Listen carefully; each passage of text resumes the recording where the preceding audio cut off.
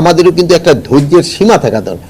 আমাদের কিন্তু ধৈর্যের সীমা কিন্তু শেষ করে দিচ্ছে তারা।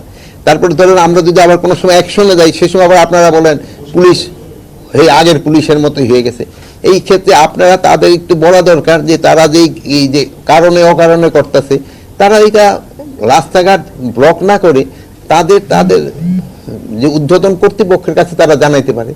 যেমন ছাত্রদের ক্ষেত্রে তারা তাদের ঊর্ধ্বতন কর্তৃপক্ষ জানাইতে পারে। তারপরে যদি তারা কোনো করতে চায়, তাদের স্কুলের মাঠ আছে, কলেজের মাঠ আছে, ওখানে তারা বলতে পারে। কারণে অকারণে এই যে বিভিন্ন রাস্তাঘাট বন্ধ করছে, এটা যদি আপনারা ভালোভাবে প্রচার করেন, সেই সময় কিন্তু জনগণে অতিষ্ঠ হয়ে যাবে। এখনই কিন্তু জনগণ অতিষ্ঠ, যে কোনো যে কারণ অকারণেই তারা রাস্তাঘাট, এই যে গতকালকে দেখবেন এই গ্রামীণ ফোনের হেড অফিস দেয়া 12টা পর্যন্ত বন্ধ করে রাখছে।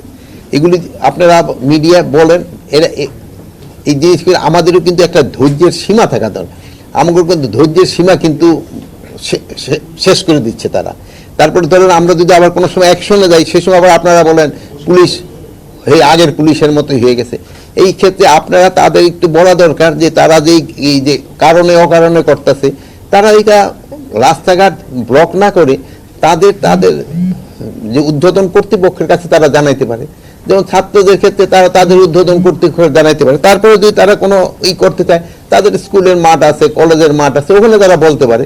বাট জনগণের দুর্ভোগ সৃষ্টি করে যেন না করে এটা করবে। কিন্তু সবাই কিন্তু একটা ধৈর্য আছে, মানে এক সময় কিন্তু সবাই ধৈর্যের বাঁধও কিন্তু ভেঙে যায়।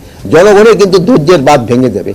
এই সময় দেখবেন যে জনগণে কিন্তু তাদের ক্ষেত্রে অন্য রকমের ব্যবস্থা নেওয়ার চেষ্টা করে।